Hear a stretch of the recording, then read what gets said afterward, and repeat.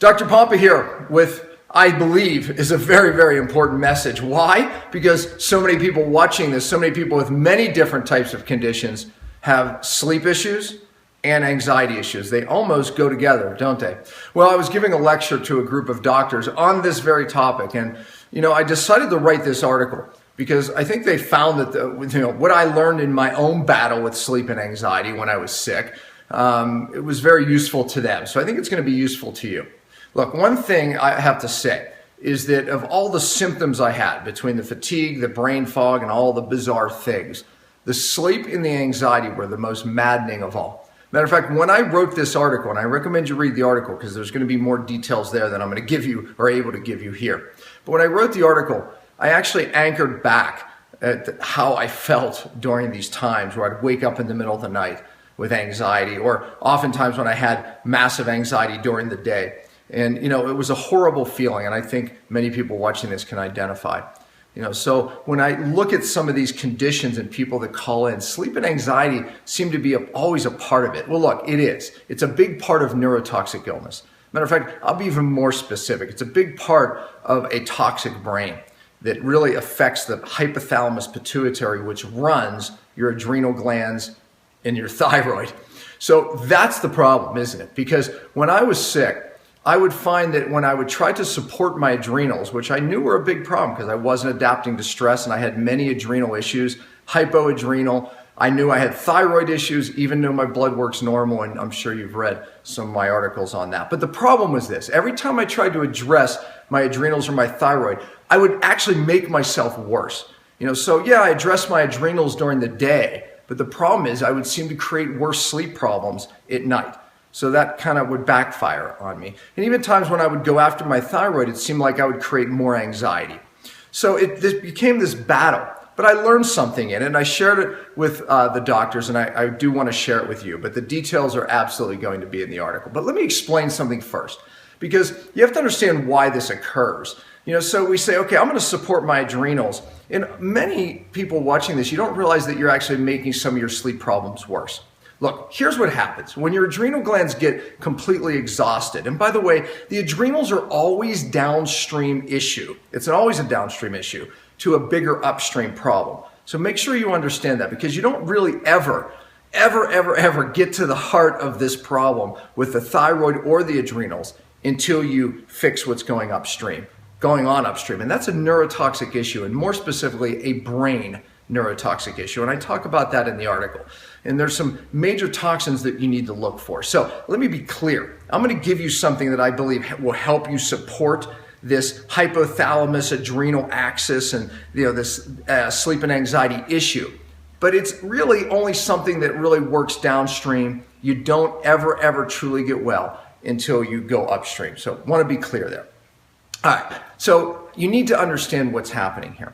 Your adrenal glands become exhausted because of these stressors going on upstream: emotional, physical, chemical. All of a sudden, the adrenals are the whipping boy. They become exhausted. Now, what happens at night is you have to keep glucose levels up because you actually utilize a lot of energy while you sleep. It's very important to keep that energy up. So what happens is when the adrenals are very exhausted, your blood glucose levels can drop, and it's very dangerous for the brain. Your body's always trying to survive. So to survive, what it does is it rides up the adrenal glands, and it produces either cortisol or adrenaline.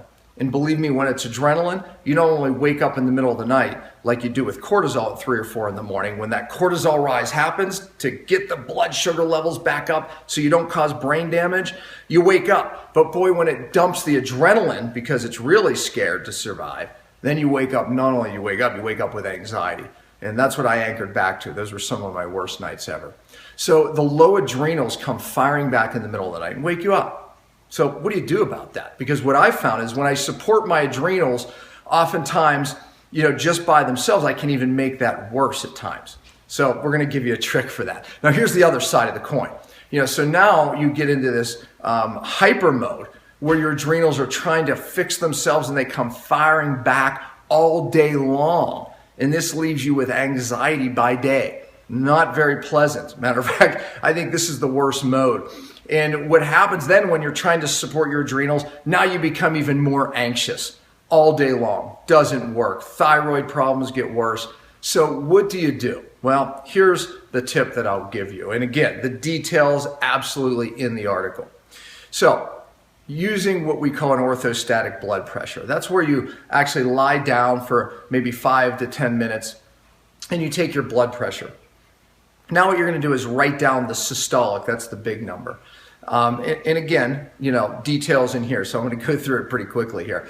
But you write down the systolic number and you take it, deflate the cuff again. Now you stand up and immediately take your blood pressure again. And again, write down the big number, the systolic. Look, if it's normal, it should raise 10 to 15, a normal rise. For example, 120, let's say you're 120 when you're lying down. When you stand up and immediately take your blood pressure cuff, it should go maybe about 130, at the most 135. Okay, so if you're in the adrenal, the exhaustion mode, okay, that I explained first, what happens is when you stand up, either won't rise or worse yet, it drops. And that means you're exhausted by day, and that means you're typically going to wake up at 3 or 4 in the morning and not be able to get back to sleep. Okay, so let's flip it. Now you do the orthostatic blood pressure, and this time, instead of dropping or not rising, it rises up 20, 30, even 40. I remember times where I'd raise up 50. So I became addicted to this because if that would occur, I knew I wasn't even going to be able to get to sleep. And in the article, I gave you some of my tips there too of how to get to sleep. So you can check that out. But these were the times where I was just anxious by day. I mean, almost sound sensitive, just very edgy, very irritable. So I hated these hyper moments, and they're very random. The body will do these things. The adrenals come fighting back, and that whole hypothalamus pituitary that's in your brain that controls your adrenals and your thyroid, it starts to rev up trying to compensate. Again, the body wants to survive. It doesn't want that energy to be that low. So every once in a while it fires back. So if I could identify when it was in that mode, then I really knew what to do. So in the article, I tell you how to support your adrenals and that whole axis when you're in the hyper mode or the overstimulation mode versus when you're in the exhaustion mode. So when you're in that exhaustion mode, that's when I would support the adrenal glands by day, using some products that really build the adrenals. Then at night, to avoid that stimulation of 3 or 4 in the morning, then I would use some products that would taper down the cortisol and the adrenaline, almost protecting the adrenals. But when you're in the overstimulation zone, we take those products all day long, and we don't give anything to build the adrenals at those times.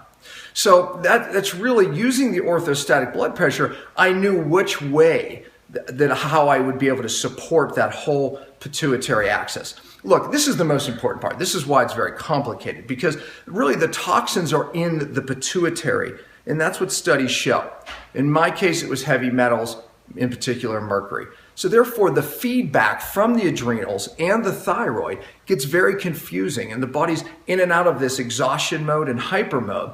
So when we come in and we try to force the adrenal glands, the body starts to overreact and we can create more problems. But using this orthostatic blood pressure technique, you're able to identify what to do at what times, when you're in the hyper mode or the exhaustion mode. And again, in the article, I think you'll understand more of the details. I wrote it out very clearly, I hope, and I think so. But really, I have to end with this, and this is the most important part. None of that changed until I cleared the heavy metals out of my pituitary. When that started happening, which I call the brain phase of true cellular detox, then I started to get my life back. It was probably 6 months into it that I saw the light at the end of the tunnel. But as I detoxed that out of the pituitary, now this whole system of the adrenals, the thyroid, started to work right. Now it seemed like everything I did made sense. I wasn't addicted to my blood pressure cuff anymore. But by the way, my wife would hide it from me because she was thinking, you get anxious when that's in the upper mode, you're not going to sleep. I probably got miserable, but I always did find it somehow because it was my tool to make sure I could balance this whole system. I'm really glad to be able to share this with you because it was the most horrific part of my illness, is battling the anxiety. And again, this is only a downstream crutch, if you will, until you clear the brain. And as my brain cleared, I started sleeping through every night. My adrenals did come back. My thyroid did normalize, but it took some years to get those toxins out of the brain.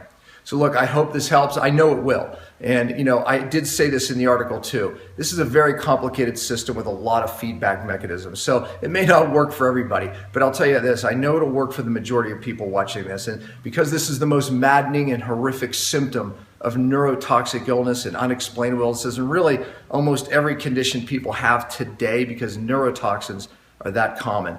This is something that, you know, I believe is going to make an impact, and I hope it does in your life. So see you on the next one.